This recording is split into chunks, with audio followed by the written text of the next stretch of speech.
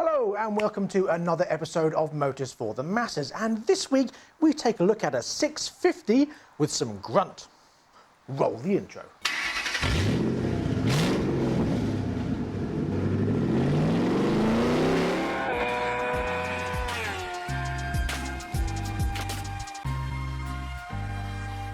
So what do we have? A CF Moto, better known in the UK as the WK650NK, and this one is the TT version.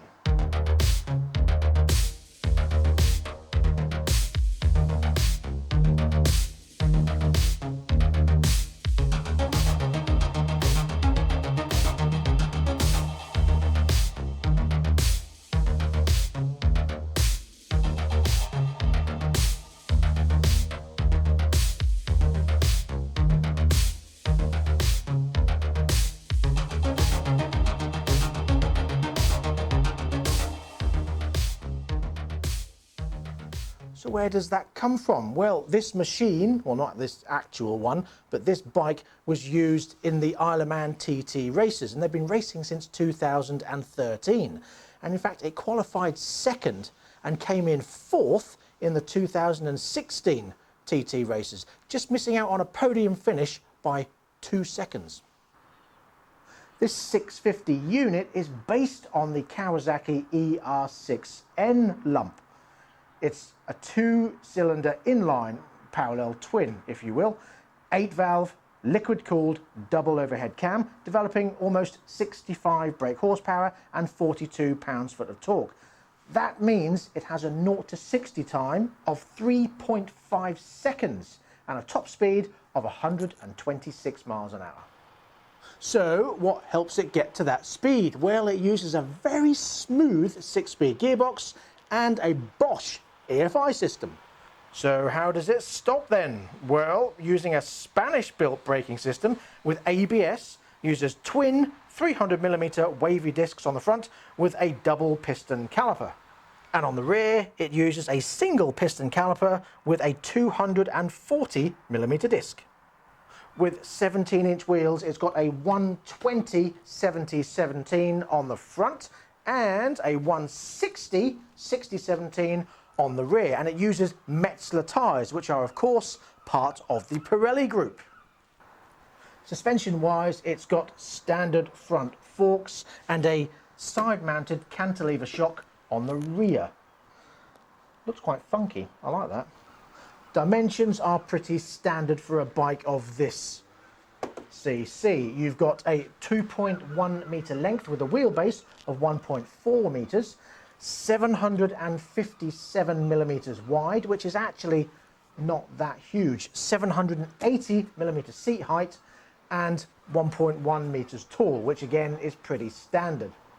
As far as weight's concerned, it is a little heavy at 209 kilos, but that is a wet weight with all the fluids and everything in.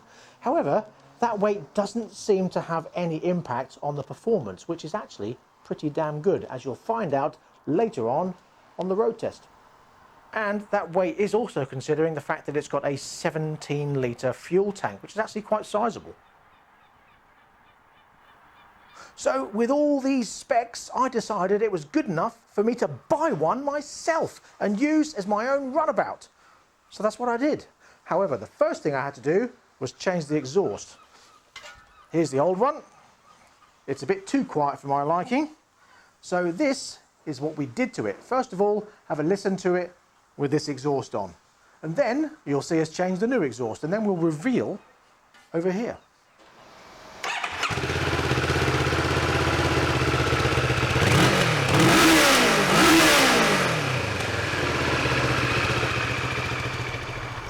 So what have we done? Well, I haven't done anything. Chris has made me an exhaust. So it was a massive exhaust that was donated by Jamie. Thank you very much, Jamie.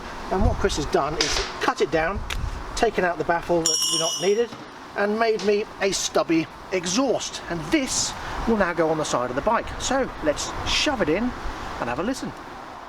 You can get a Hawk exhaust system for it and a Scorpion system, but they say it does need a little bit of fettling. So with that in mind, it fits perfectly and it sounds awesome. So let's have a listen to that now. All on, it's looking good, and here we go.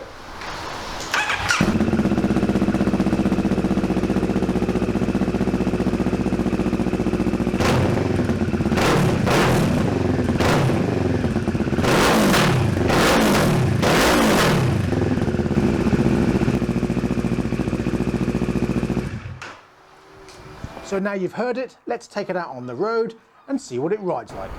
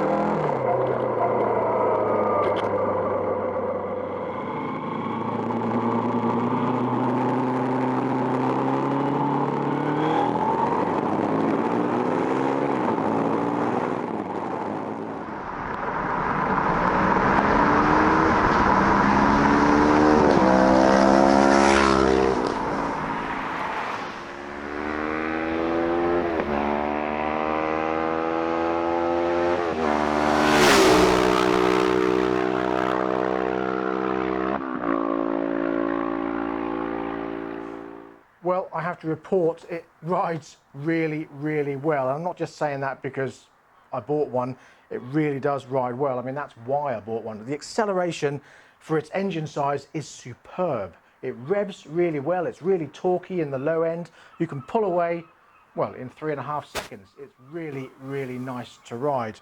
The gear change is very smooth. My only niggle, and I don't think it's the bike, I think it's because I've got new boots, is that I have to find I'm taking my foot off to change down a gear, whereas my old boots I could just flip up and flip down, whereas my new Alpine Stars boots I'm finding I've got to lift off and then put down. But I think it's adjustable, so that's easily solved.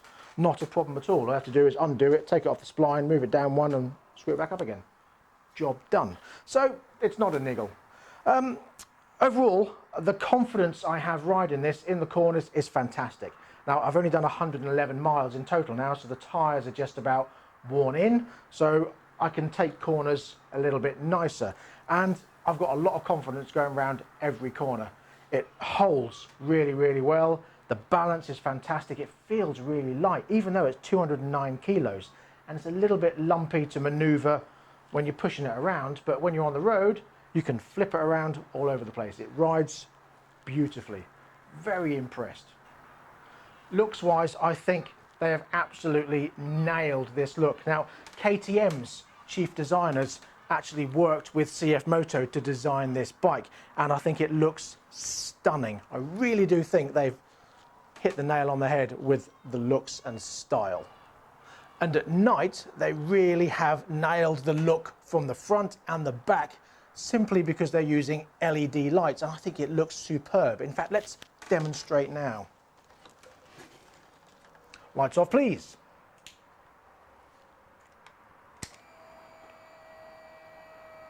I mean, look at that. Nice LED lights. Where's your main beam? There. No, can't see it. Let's start the bike.